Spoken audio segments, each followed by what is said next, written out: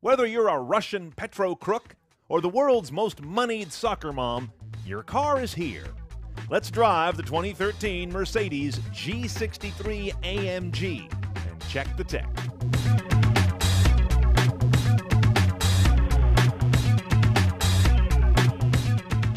Now, because I'm neither a petro crook nor a well-moneyed soccer mom, I need an accessory Mercedes-Benz does not offer. Luckily, it's cheap.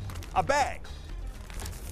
Because being seen in this thing is downright embarrassing. I mean, I spent several days in it, primarily in communities where Ferraris, turbo Panameras, and convertible Bentleys are common, and they were driving by me mouthing the word dick.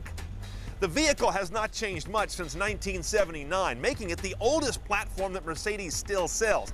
It's an old military ride. In fact, the U.S. Marines just bought 150 of them.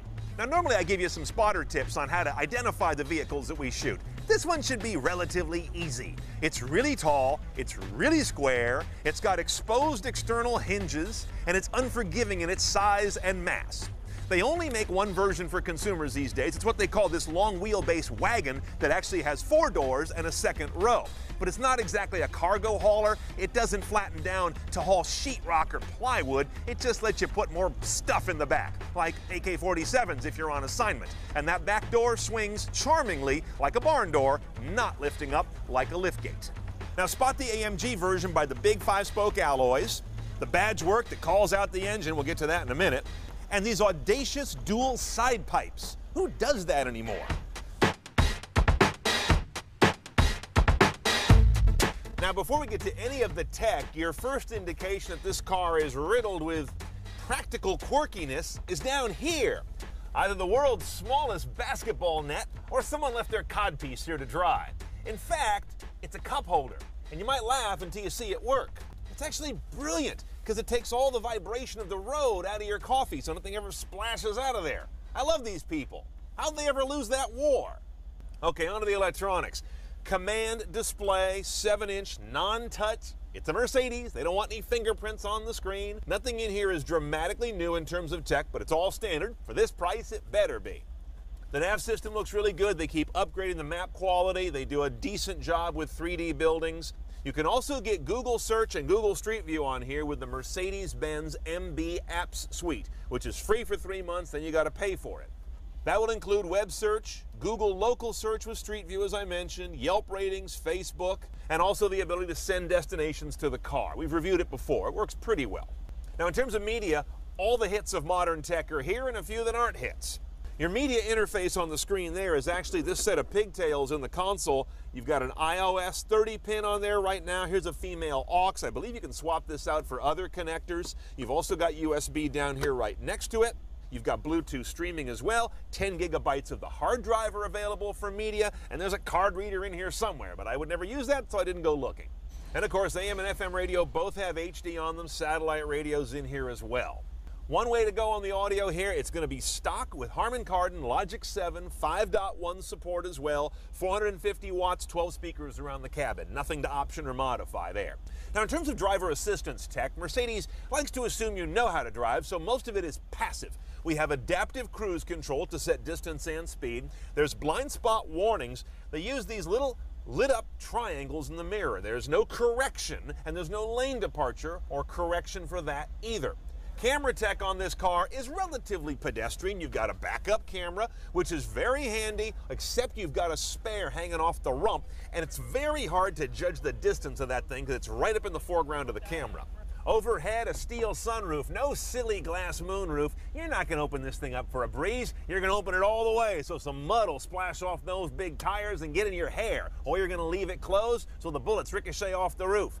Another serious oddity in this guy is the flat glass. You may not notice this in the car you drive, because it's always been this way, but you have curved glass for the most part and a sloping greenhouse. This guy's got flat walls and flat glass in them. See that big reflection? That's our camera light looking right back at you. When you're driving, you see odd reflections of the traffic on that side of the vehicle. So you look over and for a second, you think you've got traffic floating next to you. It's a little unnerving till you get used to it.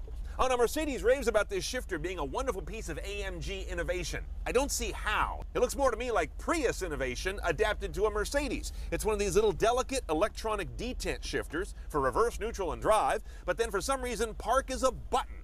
Why not make that part of the detents? So I have one set of behaviors to control the drivetrain in this car. That just sounds like a bad idea to mix it up like that. And I hate this little comfort, sport, manual button. I like what it does. I hate how it does it. It's tiny, it's hard to find, it's got no actual finger recognition without looking for it, and it does something critical. Put you in a different drive mode. Put that up here near the paddles, on the wheel, make it big by the shifter, but that is silly. Now, if you think that the G63 is sublime, here's where it starts to get ridiculous. In the engine bay, this guy's got a 5.5-liter twin-turbo AMG V8. Yeah. And as you can see, lovingly handcrafted by old buddy Sascha Buninger. These are all made by hand, beautiful motors. I don't know if it's the most brilliant engine in a vehicle like this. I would love to see a big brawny diesel. They do that, but not in the AMG version. So here's what we've got. 536 horsepower, 560 foot-pounds of torque. It could lift this thing straight up, let alone down the road. Of course, we weigh 5,600 some odd pounds here. 0 to 60 in 5.3 seconds is amazing for that reason alone, if not because of the big, square profile of the animal. Where it all comes out in the wash, rather badly, is the MPG. 1214. That probably means 10 real world. Yeah, no gas guzzler tax though. Not because it isn't a gas guzzler, but because it's a light truck and they're exempt from gas guzzler regulations.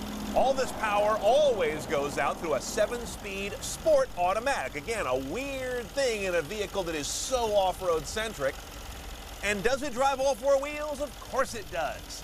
Through not 1, not 2, but 3 lockable differentials. If this thing had 8 wheels, it would drive them all. In fact, they actually make a 6x6 of this, but that's another video. Let's go for a ride.